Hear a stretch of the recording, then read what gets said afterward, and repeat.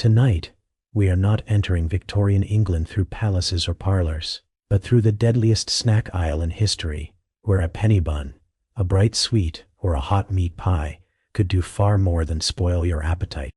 Because this is not really a story about one notorious dish.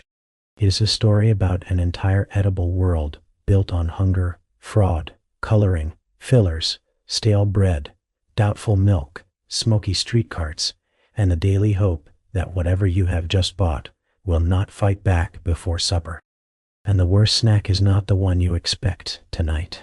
We are not entering Victorian England through palaces or parlors, but through the deadliest snack aisle in history, where a penny bun, a bright sweet, or a hot meat pie could do far more than spoil your appetite. Because this is not really a story about one notorious dish. It is a story about an entire edible world built on hunger, fraud, coloring, fillers, stale bread, doubtful milk, smoky street carts, and the daily hope that whatever you have just bought will not fight back before supper. And the worst snack is not the one you expect. That is what makes the subject so strange, and so perfect for a long, sleepy walk through the Victorian city. Danger does not always arrive dramatically.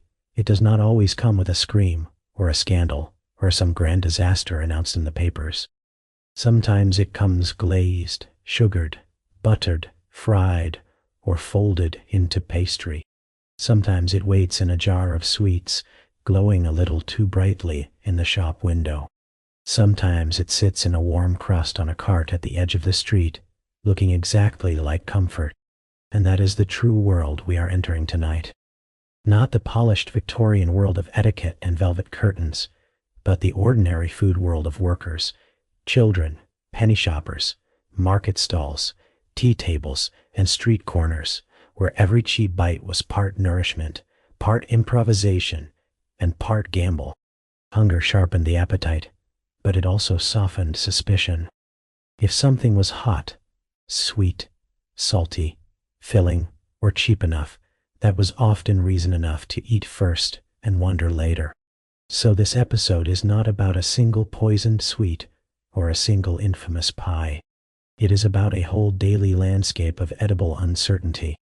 Bread whitened into false purity, candy brightened into danger, milk stretched beyond honesty, puddings, pickles, sausages, tea, and snacks of every kind sold with confidence and consumed with hope. An entire culture of eating in which appearance did half the work, and desperation did the rest.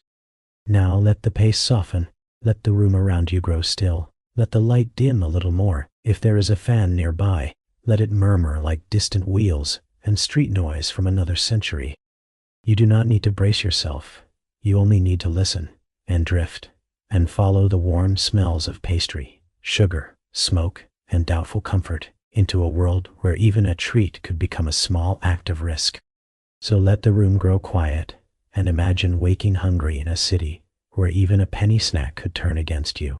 Before we go any farther, stay where you are for one more quiet moment. Feel the bed beneath you now, the pillow taking your weight, the blanket resting where it falls. Notice the small modern comforts that ask almost nothing of you.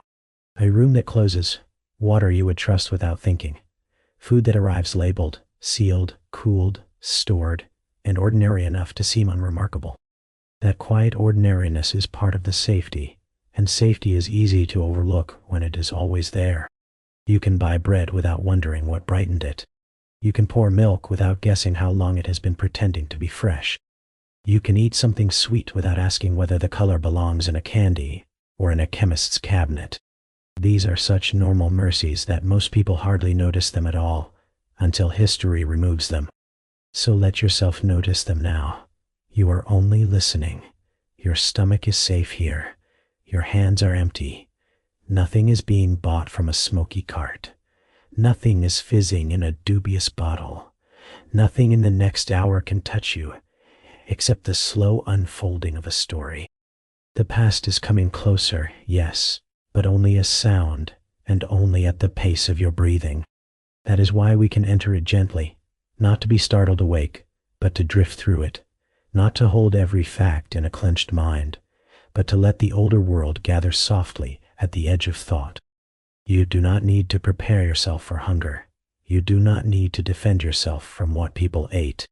You only need to stay here, warm and still, while another century begins to form in the distance. So breathe a little deeper, let your shoulders loosen, let the room remain kind around you. And now, with that safety around you, let the older city come slowly into view.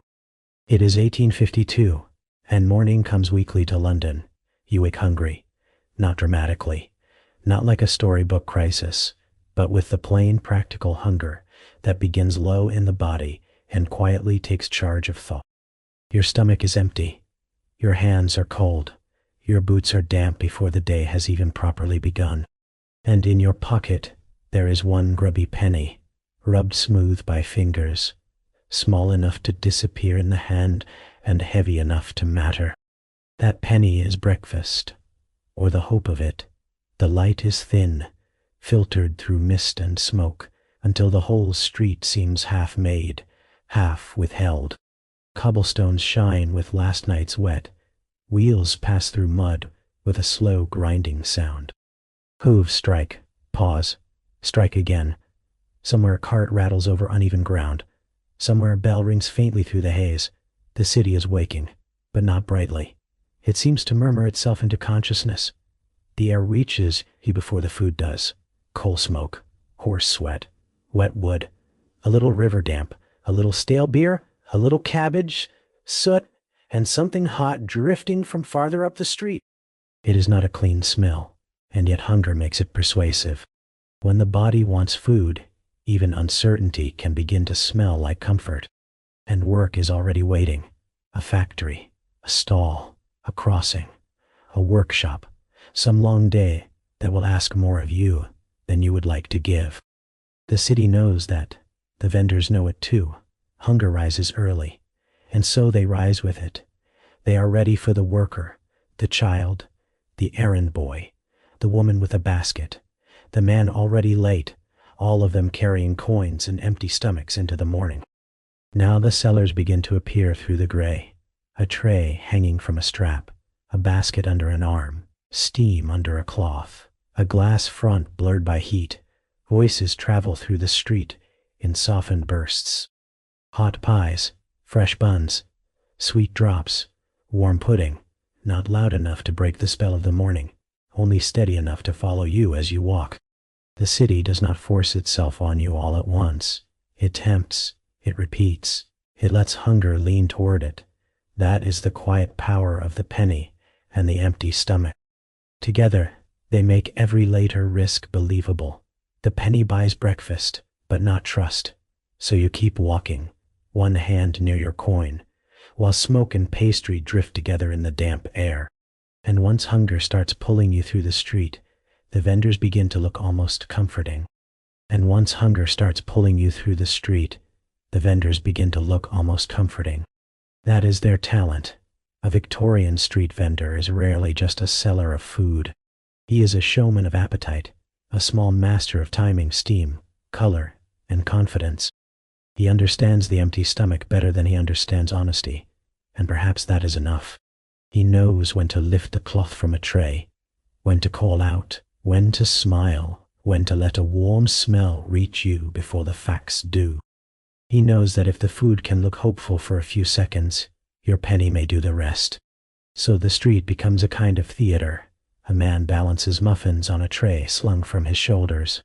A woman keeps buns under a folded cloth and peels it back just enough to reveal their brown tops. A pie seller lifts a lid, and steam rises into the gray air like proof of goodness, whether or not it proves anything at all. A child offers fruit from a basket, each apple polished into a shine, a little too bright to be trusted. Somewhere else, sweets gleam through cloudy glass, color doing the work that ingredients cannot. And everywhere, the same soft promise repeats itself. Hot, fresh, cheap, best in the district, worth your coin, better than nothing. The words do not need to be true in any perfect sense. They only need to sound true long enough to close the sale. That is one of the stranger comforts of the Victorian food street.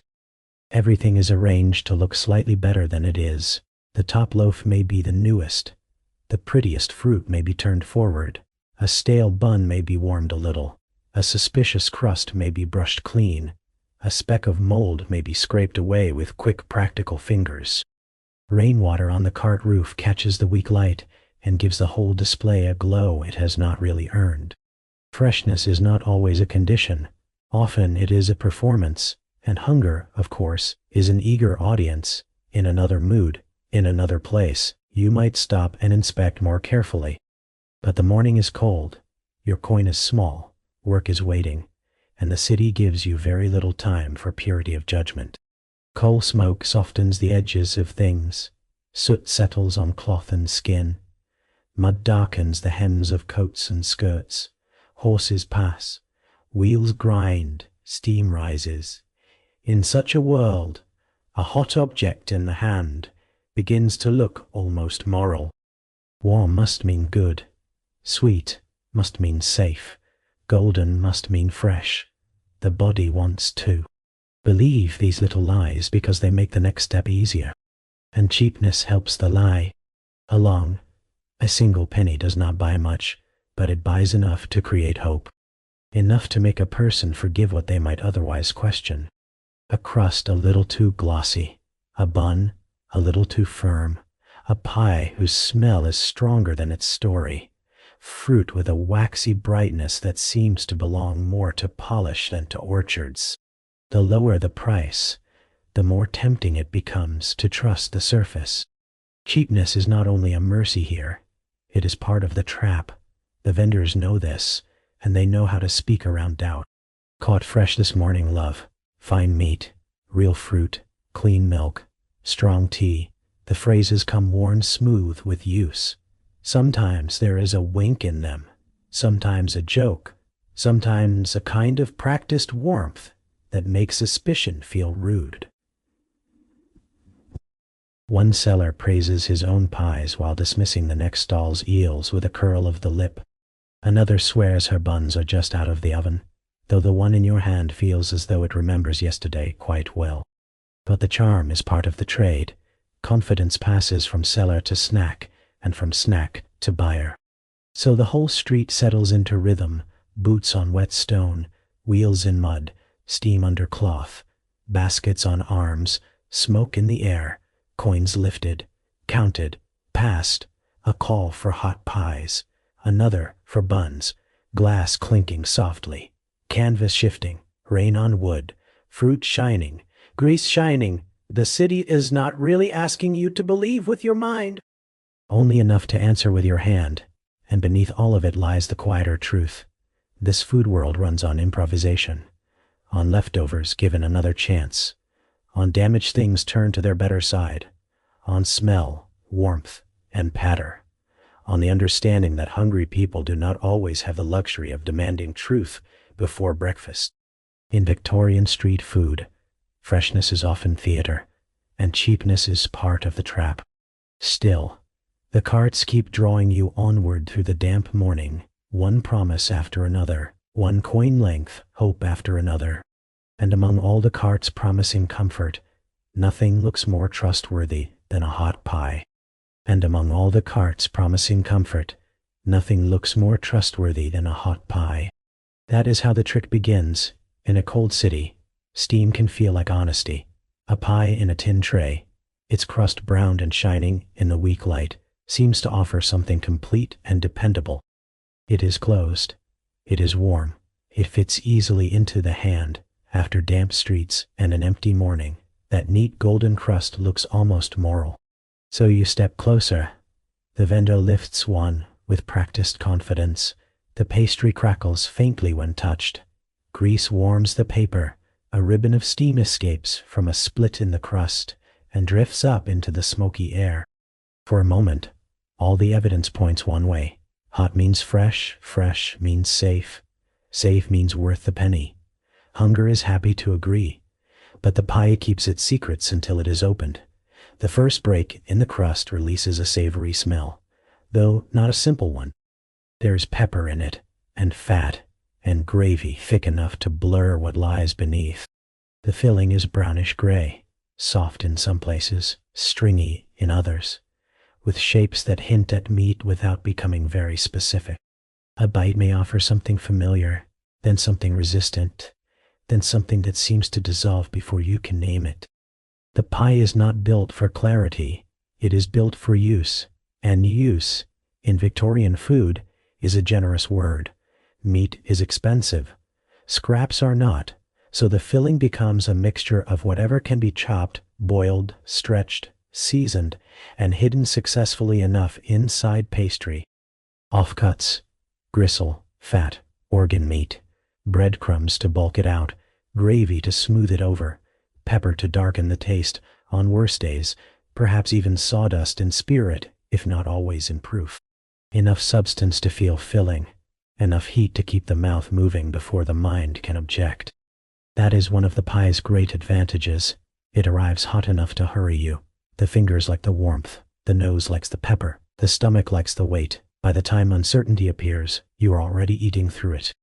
A hard fragment, a chewy piece that lingers too long, a suspicion of fur, bone, or something that once belonged to an animal in a less dignified form. Stories of buttons, beaks, feathers, and nameless bits thrive because the pie gives rumor plenty of room to live, and the making of it does not calm the imagination. There is no cold room protecting the ingredients, no polished counter, only boards, knives, aprons, trays, hands, weather, waiting. Meat may sit out too long. Surfaces may be wiped rather than washed. A crust can hide many hours, and once the whole thing is baked and steaming again, the visible evidence grows mercifully thin. So the crust becomes camouflage, golden on top, neat at the edges, structured where the filling is vague. It does half the selling by itself. In a world where so much food arrives bruised, stale, dented, or visibly improvised, the pie offers enclosure. It hides the mess and sells the shape. And still, for all the doubt, people love them, not because they are safe, but because they solve too many problems at once. A pie is hot. A pie is portable. A pie can be eaten standing in the street. It needs no plate, no table, no pause in the day. It fills the hand, and for a little while, fills the body. So let the paste soften here. The crust loosens where gravy touches it. The pepper warms the tongue.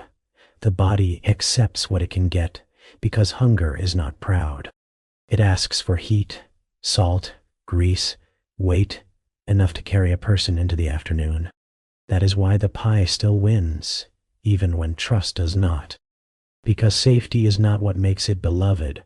Warmth does, cheapness does, portability does, the simple fact that it is there, in your hand, when the city is cold and the stomach is empty. So you eat a little more carefully than you meant to. The steam fades, the crust cools, the filling grows harder to excuse as it loses heat. Yet by then the pie has already done its work, and once you have learned to trust a crust over the truth beneath it, bright sweets begin to look irresistible. For a moment, come back to where you are now, to the quiet kitchen you do not have to fear, to the clean counter, the cold light inside a refrigerator, the printed label folded around a loaf or pressed neatly against a bottle, to the small invisible comforts of modern eating, so ordinary they almost disappear. Expiration dates, sealed packets, ingredient lists, food kept cold because it ought to be kept cold, meat that does not sit all morning in doubtful air, milk that does not need to be guessed at by smell alone. It is a softer world than the one we have just left. You can open a carton and trust most of the time that someone has checked what is inside. You can buy a pie without imagining fur in the filling. You can read the word beef and expect it to mean beef. You can set food down on a clean surface and never think of that as luxury, though history would call it exactly that. And so the body relaxes in ways it barely notices. The hand reaches without hesitation. The mouth accepts without bargaining. The stomach does not stand guard over every bite. So much of modern eating depends on trust so quiet that it feels like nature, when really it is a long chain of rules, inspections, machines, labels, chilled rooms, washed hands, and expectations built so deeply into daily life. That is worth pausing over, because the Victorians were not foolish for eating those pies. They were hungry inside a food world with fewer protections, fewer choices, and a much looser agreement between appearance and truth. Heat, cheapness, and fullness were often the best assurances available. They were not trusting too much. They were simply living where trust had very little to stand on. So let that thought settle gently. Let your shoulders drop. Let your jaw unclench. If there is a smile here, let it be a small one, softened by gratitude. A little thanks for boring labels, for clean counters, for milk that behaves itself, for the great unglamorous miracle of knowing, more or less, what lunch is made of. The pie is gone, but the city still has worse things to offer. And if hot lunch was a gamble, the sweet shop was a carnival of brighter mistakes. And if hot lunch was a gamble, the sweet shop was a carnival of brighter mistakes. After the gray pastry and doubtful gravy of the street, the confectioner's window feels almost miraculous.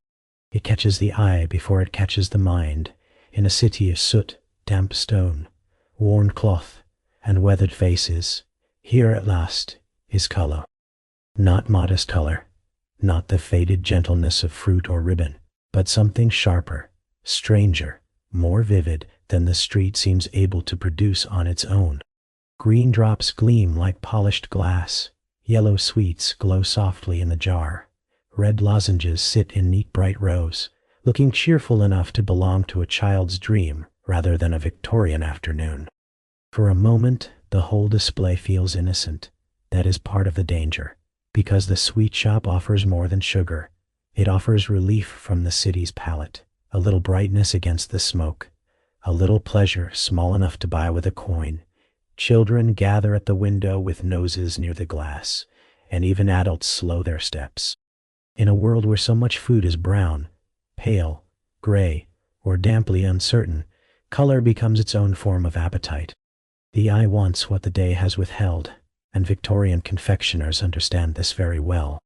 They do not merely sell sweets, they sell spectacle. They pile glass jars high, let light catch the sugar, and arrange their wares in shades bright enough to stop the weary passerby in mid-step. If the candy shines, it must be tempting. If it is tempting, it must be worth a penny. And if a penny changes hands quickly enough, few people pause to wonder what, exactly, has made that green so green, that yellow so yellow, that blue so wonderfully unnatural. The answer too often is chemistry wearing a festive face. Green may come from arsenic pigments, yellow may owe something to lead, blue may carry a little copper into the mouth, along with the sugar. The sweet itself still tastes of tart fruit, or mint, or sharp boiled sugar, but underneath it, there can be a faint wrongness, a metallic whisper, a tingle that does not belong entirely to pleasure. A child sucks thoughtfully at an acid drop and calls it thrilling. An adult smiles at the brightness of the display and trusts the shopkeeper's confidence more than the body's small alarm. And the body does try to object, a numbness at the tongue, a strange taste behind the sweetness, a stomach that tightens afterward in quiet protest. A rash, a headache, a child gone pale on the walk home, none of it always dramatic, and that may be why the danger lingers. It hides inside delight, it arrives in small, cheerful doses, it comes wrapped in paper twists and sold by the ounce. Even dessert does not want to be innocent, nor is the poison only in the color. Victorian sweets can be bulked and brightened in other ways too. Chalk to stretch, powdered fillers to give body, sometimes grit where there ought to be smoothness, sometimes a crunch that asks the wrong kind of question. Sugar itself is expensive, and whenever something is expensive, the age grows inventive around it. A little more filler here, a little less honesty there, and the jar still looks full enough from the street. Then there is the matter of handling. The candies sit in open jars, inviting dust, soot, and fingers. A hand that has counted coins, lifted lids, touched the counter, or brushed the sleeve may reach again for the scoop. The paper twists are folded quickly. The jars are opened and closed all day. The sweet shop may look more delicate than the pie cart, but delicacy is not the same thing as cleanliness. Beauty, here as elsewhere, is doing a great deal of practical work, and yet it is easy to understand the longing. Imagine being young in a city so often colored by smoke, ash, brick, and rain, and finding one bright green sweet that seems to contain all the brightness the day forgot to bring. Imagine the pleasure of choosing, of holding color in the hand, of feeling for a moment that delight itself might be cheap enough to buy. The sweet shop is dangerous, yes, but it is also tender in its own way. It reveals how badly people wanted a little vividness, a little sparkle, a little childish excess in a world that so often asked them to eat from necessity rather than joy. So let the harsher details drift back now. Return instead to the window glass, a little cloudy, a little warm with afternoon light. Return to the children standing close together, gazing at the jars. Return to the glimmer of sugar, the paper twists, the bright, impossible colors lined up against a gray city. The wanting comes before the knowledge, the beauty comes before the warning, and perhaps that is why the sweets were loved as much as they were feared. Because in Victorian England, brightness itself could feel like nourishment. And once color has fooled the eye, whiteness begins to fool it too. And once color has fooled the eye, whiteness begins to fool it too. After the glass jars and bright sugar of the sweet shop, bread ought to feel like a relief. Plain bread, honest bread, the simple, dependable thing on which a life can rest. A loaf on a counter, a crust broken by hand, a heel saved for later, in the imagination. It is the safest food in the room, the least theatrical, the least deceptive. No glittering poison, no carnival color, no gleam meant to seduce a child at the window. Just flour, heat, and patience. But Victorian bread has its own quiet ways of lying. You see it first in the loaf itself, stacked on a stall or lifted from a basket in the thin light of morning. It is pale where pale is prized, firm where firmness might mean age, and heavy enough to feel substantial in the hand. The crust looks proper, the shape looks respectable, yet the first tier tells a different story.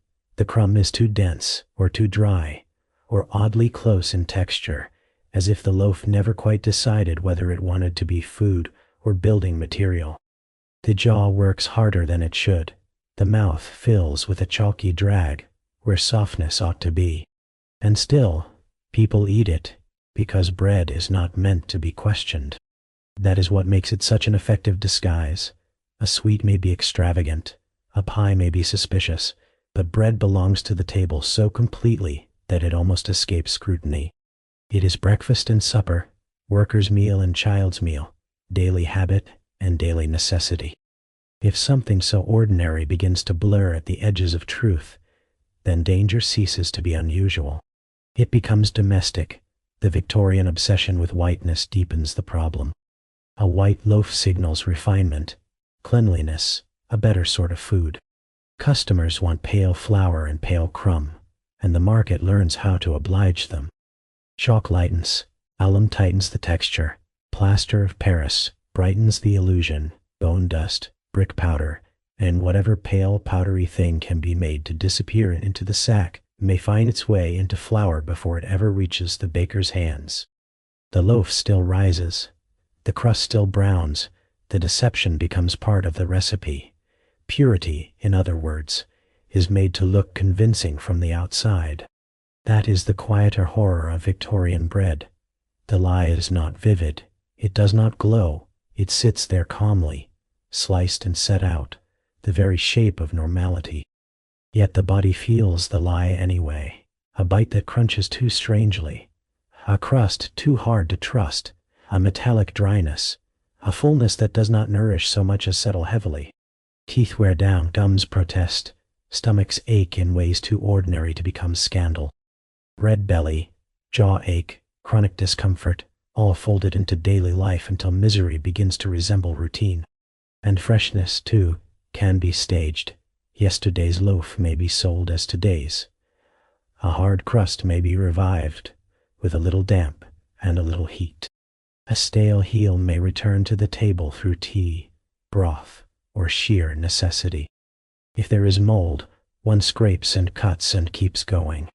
Waste is a greater fear than purity. The loaf may have spots of green hidden in the fold of a crust, or a smell just faintly sour beneath the flour. Still, it is eaten. Still, it is softened in weak tea, dipped and chewed and swallowed in small practical bites. Loaf, crust, crumb, cup of tea, jaw ache, table, crumbs, weak light, loaf, crust, crumb, cup of tea. That is the rhythm of it, not dramatic poisoning, not theatrical collapse, but the steady wear of food that promises more honesty than it contains. A family at table in thin morning light, hands breaking bread, steam from tea, crumbs collecting on worn wood, the body asking only to be fed, the loaf answering imperfectly with weight instead of nourishment and whiteness instead of truth. And yet, it is easy to understand why bread remains beloved. It is filling, it is familiar, it can be shared, it can carry dripping, jam, cheese, or nothing at all. In a hard life that counts for a great deal, hunger makes room for compromise, and routine teaches the mouth to accept what it must. A person dunks, chews, swallows, and moves on. The day does not pause long enough for outrage. So let the image soften now. Imagine not the chemistry first, but the habit, a loaf resting under a cloth, a knife marking the crust, a chipped cup waiting beside it, a little tea darkening the bread where it is dipped. The chew, the swallow, the small relief of something in the stomach, even if the relief is rough and incomplete. This is how uncertainty becomes ordinary, not through spectacle, but through repetition. If even bread can lie, then nourishment itself becomes uncertain. And if bread can be faked from the inside out, milk can be stretched until it barely remembers the cow. And if bread can be faked from the inside out, milk can be stretched until it barely remembers the cow. At first, it arrives like comfort, a bottle at the doorstep, a jug on the table, a pale surface catching the weak morning light. Of all the foods in the Victorian household, milk ought to feel among the gentlest. It belongs to breakfast, to children, to porridge, to tea, to the small quiet rituals of the day beginning. It looks soft, it looks innocent, it seems to promise nourishment without effort, the sort of thing one pours rather than questions. But milk has a difficult life in a city without cold. Between the cow and the cup, too much can happen. Morning grows warmer. The cart moves slowly. The bottle stands waiting. The kitchen air thickens. By the time the milk reaches the table, it may already have begun to change. Not dramatically at first, only a faint sharpness at the edge of the smell, a slight unwillingness in the taste, a thinness where richness ought to be, or else a suspicious thickness that feels somehow arranged. And often it has been arranged. Water stretches the volume. Chalk or flour helps restore the look of body.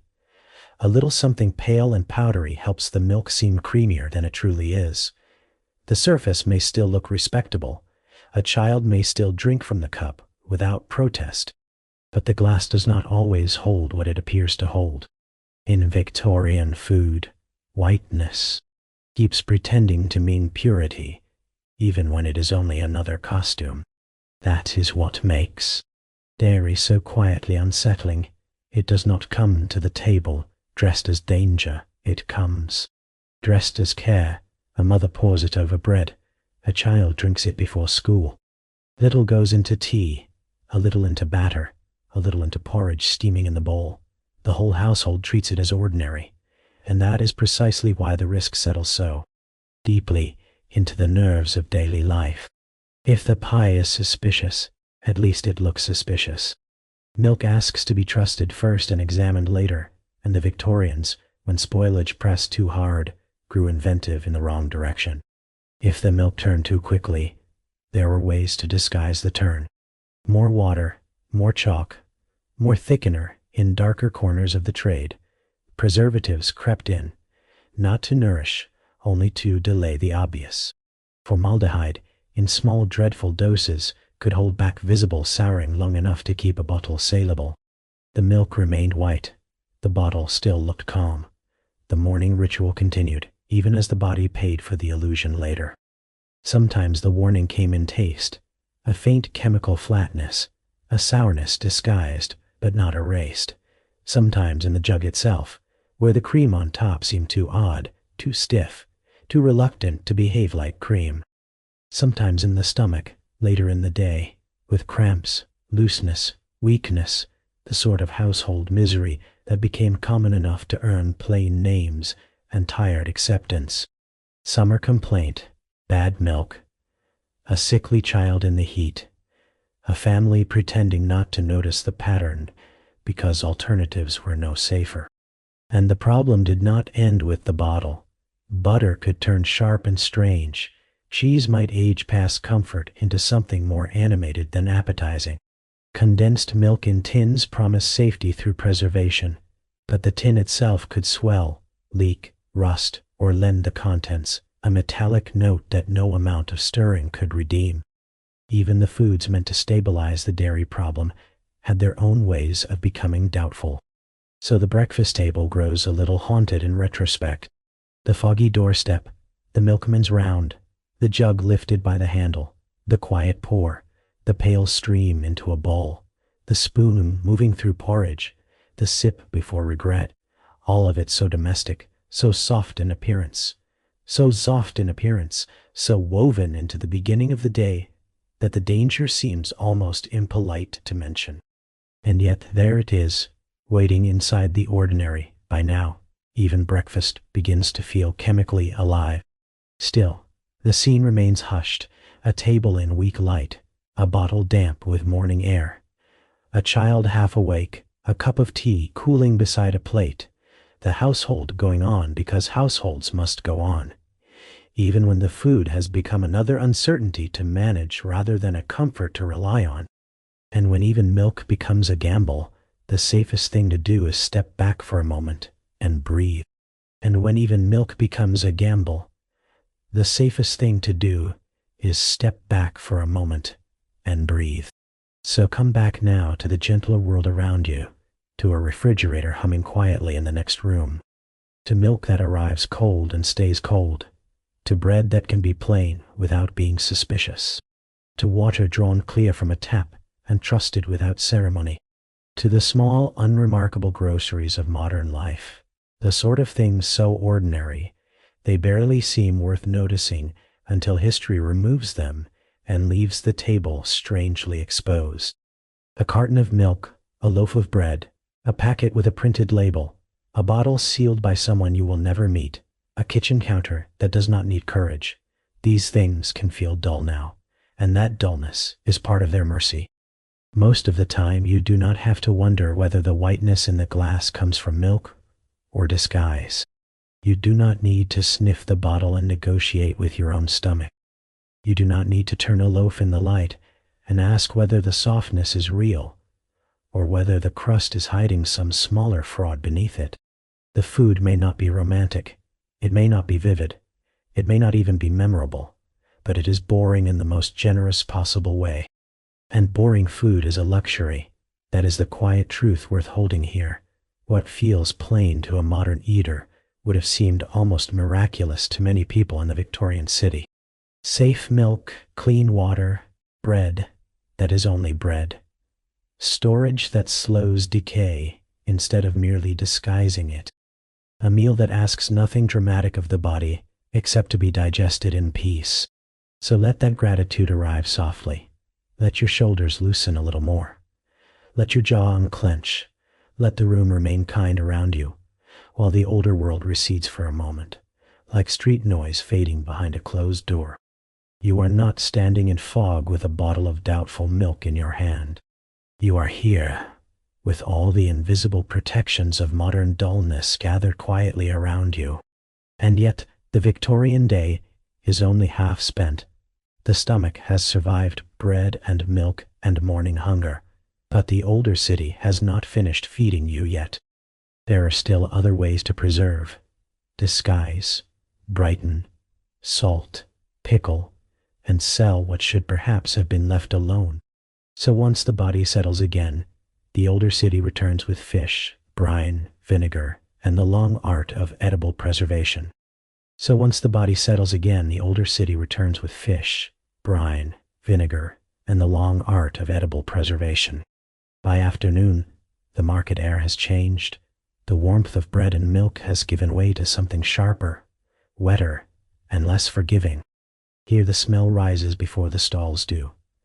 Salt, old tide, vinegar, damp wood, river mud, and the faint metallic edge of things that have waited too long to be eaten fresh.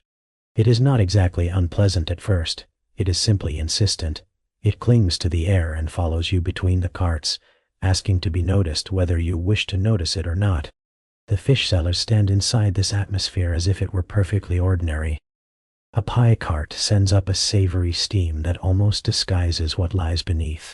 Nearby, jaws catch the weak light, their contents floating quietly in cloudy liquid. A bell rings somewhere farther down the lane. A hand lifts a lid. A knife taps against a board. A vendor calls out the virtues of eels, oysters, pickled onions, and things preserved long enough to seem less like food than endurance made edible. And once again, hunger makes the scene gentler than it deserves to be. The eel pie looks promising from the outside. Its pastry is dense and warm, and the filling within glistens in a way that suggests richness before it suggests danger.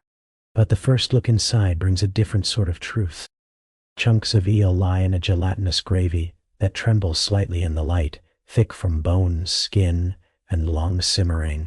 The flavor is strong, deeply rivered, a little muddy, a little oily, a little too committed to the fact that it once lived in dark water. It fills the mouth. It asks not to be questioned, and yet every bite carries the memory of where it came from. The oysters are riskier in a quieter way. Once they were cheap enough to belong to ordinary eaters, sold in heaps and swallowed with a confidence the modern stomach might struggle to imitate. But river oysters bring the river with them, and the Victorian River is not a thing one would choose to meet too closely. Still, they are opened, served, swallowed, praised for their freshness, though freshness here means little more than not yet gone beyond rescue. A little brine, a little softness, a little gray shimmer in the shell, and then down they go, with whatever unseen companions the water has chosen to provide. And the handling of it all offers very little reassurance. The same hands take coins and lift pies. The same cloth wipes the counter and the knife. The same blade that has opened fish may soon divide something pickled, and then return to pastry as though categories were only for people with time to be delicate. Cross-contamination has not yet been given its modern name, but the market understands it in its own tired way, as one more ordinary hazard in a day already full of them. Then there are the jars. Cloudy brine holds its treasures in suspension. Onions gone pale and translucent. Eggs with a faint rubbery dignity. Pig's feet preserved past comfort into a strange glossy patience, and other pieces less easily identified beneath the vinegar-dark surface. Pickling promises security. It promises that the food has been held back from decay, steadied, fixed, made available beyond its natural hour. But preservation is not the same as trust. Something can be kept and still remain doubtful. That is the lesson of the pickling stall. The vinegar may be cheap and harsh, more practical than noble. The salt may preserve texture only by bullying it into submission. A boiled egg can survive the jar and emerge tougher, stranger, almost echoing itself rather than nourishing. An onion may bite back with a sharpness that seems less culinary than defensive. Pig's feet offer their own heavy grammar of skin, fat, tendon and jelly, each mouthful asking whether survival and pleasure were ever meant to meet in the same place. And even here, appearance keeps trying to help the sail along. A little chemical brightening in the liquid, a little color deepened beyond honesty, a little extra clarity or shine, to make the jar seem cleaner, livelier, more worth a coin. The Victorian market never truly stops decorating uncertainty. If sweets could be made vivid, pickles could be made appealing too, at least from a respectful distance. But the body is less easily charmed once the mouth gets involved. Texture tells on everything: the soft collapse of preserved flesh, the rubbery resistance of egg white, the sudden firmness of a pickled onion, the slick surrender of eel in gravy. These are foods that ask to be swallowed by necessity more than by delight. And yet, people keep buying them. Because preservation does solve one problem, even if it creates several others. It stretches food into tomorrow. It makes transport possible. It offers something edible when freshness has already failed. In a city where spoilage arrives quickly, and hunger arrives even faster, that counts for a great deal.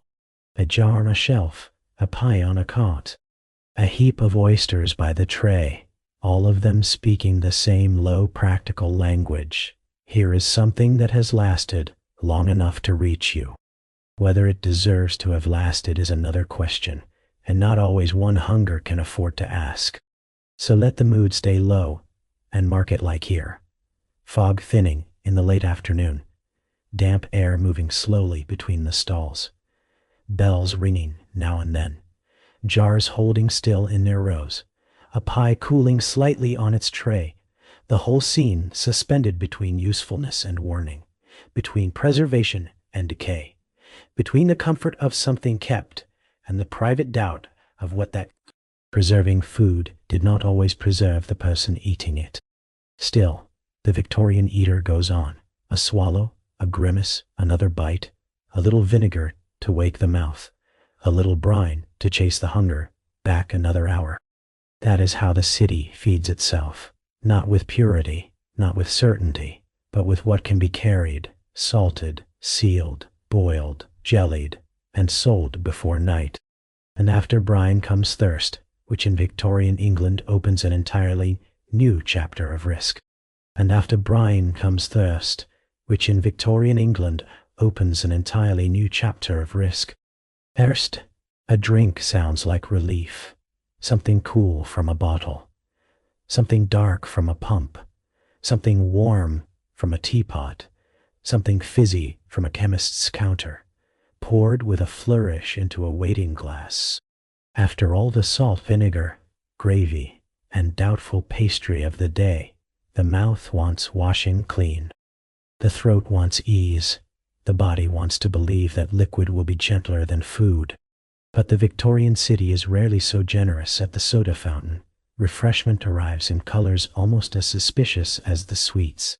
A glass of lemon may hold only the memory of lemon, sharpened by sugar and some bright chemical confidence. Raspberry glows too vividly.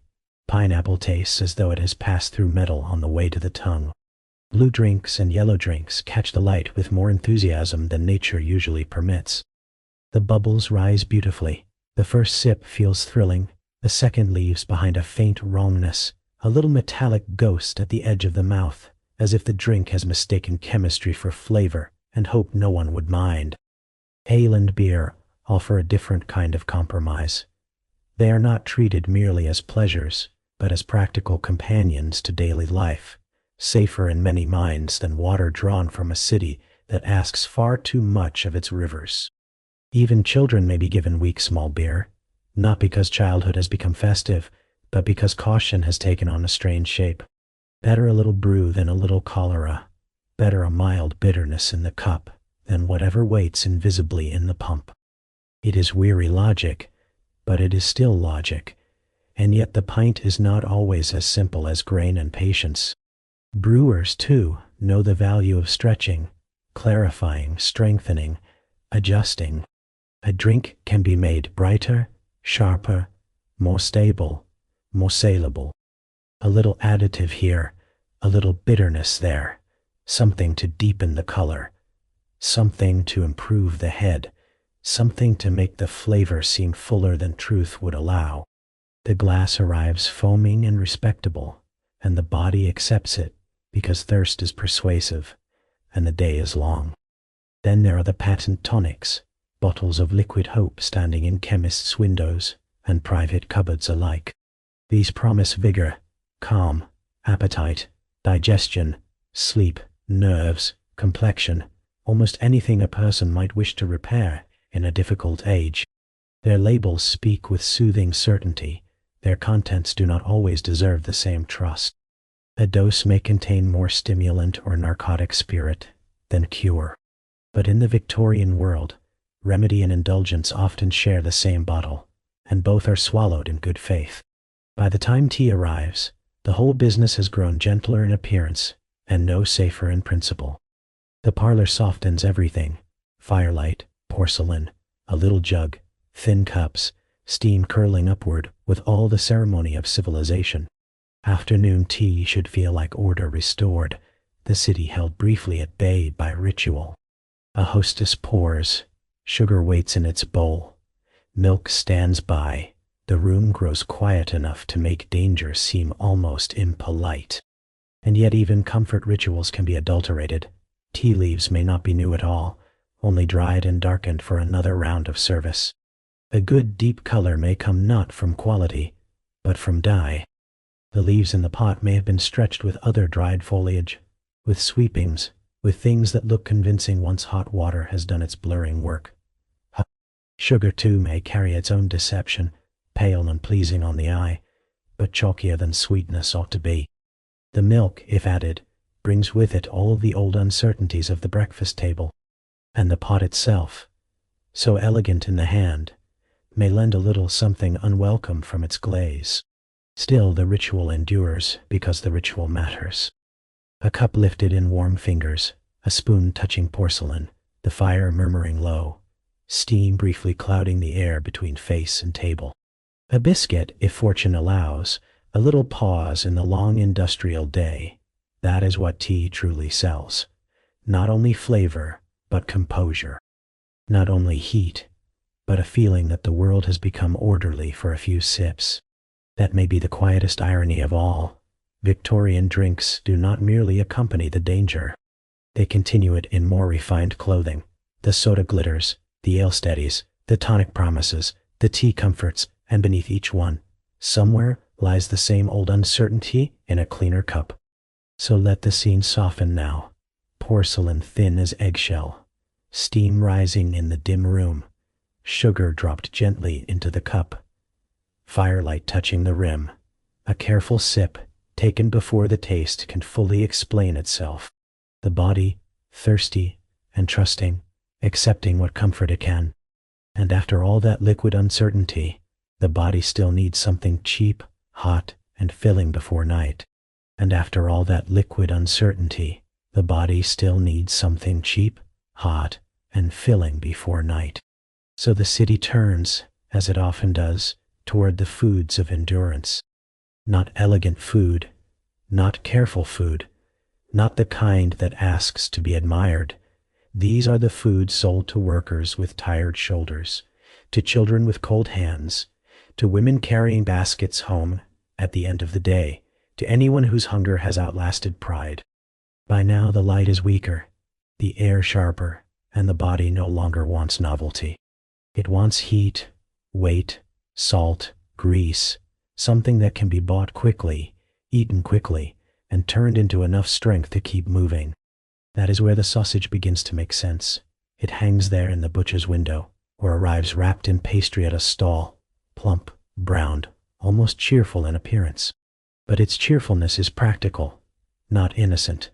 A Victorian sausage is less a promise of fine meat than a lesson in what happens when nothing must be wasted. Prime cuts go elsewhere. The sausage receives what remains: offal, trimmings, fat, scraps too awkward to sell plainly, stale breadcrumbs to stretch the mixture, oats if needed, mashed odds and ends if they help fill the shape, pepper and sage to gather the whole thing into one convincing smell. And that smell is persuasive. It rises warm into cold evening air and tells the tired body exactly what it wants to hear. Here is something hearty. Here is something cooked. Here is something that still belongs to the animal world, strongly enough to feel like nourishment. The bite may be saltier than expected, softer in one place, oddly firm in another. A casing may snap or sag depending on the luck of the day. But by then hunger has already accepted the terms. The casing itself is part of the compromise, cleaned, perhaps rinsed, certainly claimed to be, trusted mainly because there is no profit in discussing it too closely. Like so much of Victorian food, the sausage depends on the body's willingness to take shape for truth. If it looks complete, smells savory, and costs little enough, that is often enough. The potato offers a different kind of bargain. It ought to be the simplest thing in the world, cheap, filling, humble, solid, and often it is, a hot potato in the hand, skin splitting gently in the cold, can still feel like one of the great kindnesses of the street. Steam rising into the dusk, salt on the tongue, softness beneath the scorched skin. For a moment the food asks almost nothing except to be eaten. But even here, certainty frays, a greenish tinge beneath the peel, a bitterness that does not belong, fat used too many times, gone heavy and tired, clinging to the mouth with a stale aftertaste. Potatoes stored too long, cooked too late, sold because they are there, and because someone will always be hungry enough to take them. The body notices, but not always in time. It swallows first, reasons later, and then there are the puddings, steaming, dense, sweetened as best they can be. They promise comfort in a form almost too soft to mistrust. Yet puddings are masters of reuse. Old bread soaked down into paste, flour stretched, dried fruit scattered through like tiny rewards. Sugar if fortune allows, syrup if not, grit if no one has managed to keep the kitchen truly separate from the street. A penny pudding does not aim for delicacy. It aims for bulk, for warmth, for the feeling of having eaten something that takes up room in the stomach and quiets it for an hour or two. That is the secret running beneath all these foods. Bulk matters more than nutrition. Weight matters more than purity. The question is rarely, is this good for me? It is, will this get me through the evening? And for workers especially, that question governs everything. A factory day does not leave much appetite for idealism. A laboring body wants cheap calories. Hot, if possible. Dense, if necessary. Familiar, if nothing else. So the meal becomes another form of adaptation. You learn which stall is less dangerous than the others. Which sausage is mostly sausage. Which pudding is at least fresh enough to steam without protest. Which potato can be trusted if you scrape a little more deeply under the skin. Discernment in the modern sense is too expensive. Adaptation is cheaper. What keeps people alive is not safety, but adaptation. That is the real food skill of the Victorian poor. Not purity, not choice, not wellness, but the hard-earned ability to live with low-grade danger so constantly that it becomes part of the meal. Yaw aching through dense bread, stomach steadying itself after bad milk, fingers warmed around a hot potato, lips greased by sausage, a pudding swallowed before the body has time to ask too many questions. It is not graceful, it is not healthy, but it is a way through the day. So let the pace slow here. Into evening imagine steam rising in cold air above a stall lamp, tired hands passing over a few coins, a paper wrap darkening with grease, a worker leaning against a wall to eat standing up.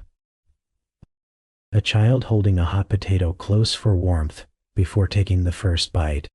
A woman carrying supper home in a parcel already cooling at the edges. The city is still dirty, still improvising, still selling compromise as nourishment, but the body remains stubborn. It keeps asking to go on, and these meals, for all their flaws, help it do exactly that. Cheap comfort has its own rough dignity, not because it is safe, but because it exists at the crossing point of fatigue and necessity. The food may be dubious, the hunger is not, The exhaustion is not. The need to get through one more evening, one more shift, one more cold walk home. That is as real as the steam in the air. And after a whole day of eating like this, the only real miracle is that anyone had strength left to sleep. By now, the food has almost begun to blur together. The pies, the sweets, the bread, the milk, the jars, the tea, the sausages, the potatoes, the puddings, all of them drifting past like the stalls of a long gray market seen through smoke and tiredness. And that is fitting, because this story was never really about one bad pie, or one poisonous sweet, or one glass of doubtful milk. It was about the world that made such food seem ordinary. A Victorian meal was shaped long before it reached the mouth. It was shaped by hunger, by wages, by distance, by city air, by the speed of spoilage, by weak rules, by strong appetites, by the need to stretch one loaf, one bottle, one penny, one small comfort, just a little further than it should have gone.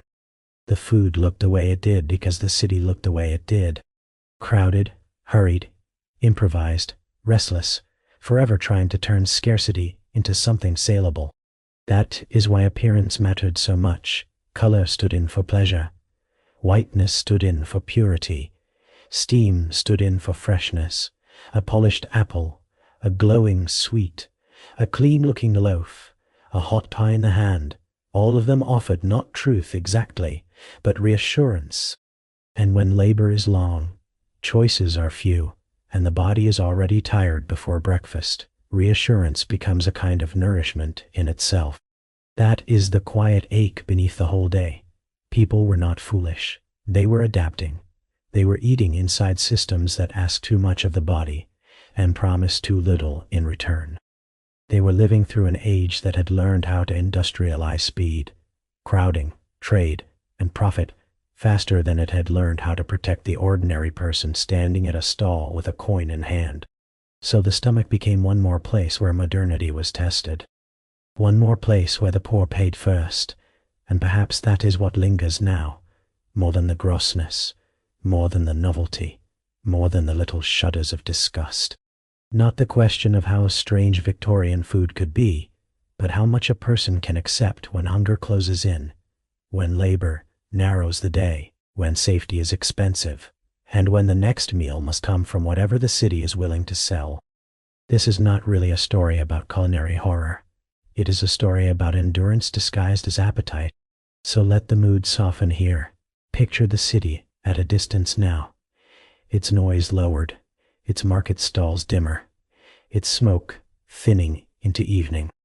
Let the jars, the carts, the loaves, and the bottles recede into that older half-light where history belongs. Keep only the gentlest understanding of it, that behind every doubtful snack was a real body trying to keep going, that behind every improvised meal was a life organized around work, weather, cost, and need. The food is gone, but the appetite that shaped it still echoes.